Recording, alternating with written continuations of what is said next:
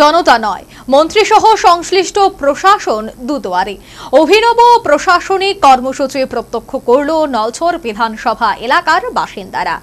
আমার সরকার কর্মসূচি বাস্তবায়নে বাড়ি বাড়ি গেলেন পঞ্চায়েত মন্ত্রী। আমার সরকার কর্মসূচির বাস্তবায়নে নিজ বিধানসভার অন্তর্গত গ্রাম পঞ্চায়েত এলাকার বাড়ি বাড়ি গেলেন পঞ্চায়েত মন্ত্রী কিশোর বর্মন।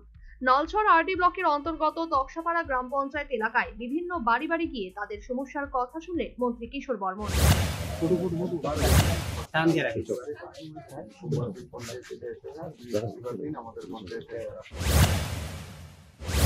আর আমার সরকার কর্মসূচিকে কেন্দ্র করে নিজ বিধানসভা এলাকায় একদিনে ২৫০০ বাড়িতে পৌঁছানোর দাবি করা হয়।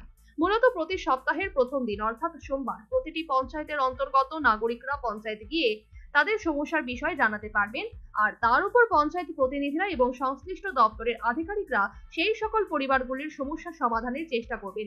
তবেই সফল হবে আমার সরকার কর্মসূচি। এদিনের কর্মসূচির সূচনা করে মন্ত্রী তকসাপাড়া গ্রাম পঞ্চায়েত এলাকার কিছু বাড়িতে যান এবং বাড়ির অভিভাবকদের সঙ্গে কথা বলেন এবং পরবর্তী সময়ে এক সংক্ষিপ্ত অনুষ্ঠানে এই কর্মসূচি প্রসঙ্গে উপস্থিত সকলের সামনে বিস্তারিত তুলে ধরেন মন্ত্রী। একদিনে যাওয়ার যে আমরা লক্ষ্যমাত্রা রেখেছি, পরবর্তী সময়ে সেটা সেই এক্সপিরিয়েন্সের সেই অভিজ্ঞতার উপর ভিত্তি করে সারা ত্রিপুরা রাজ্যে সেটাকে গতি দেওয়ার জন্য এই ধরনের কর্মসূচি আমরা আগামী দিনে নিতে চলেছি। এটা শুধুমাত্র একদিনের কর্মসূচি নয়, এই আমার সরকার কর্মসূচির মধ্য দিয়ে আপনাদেরও অবশ্যই জানা আছে, না জানা থাকলে জানা থাকা দরকার। প্রতি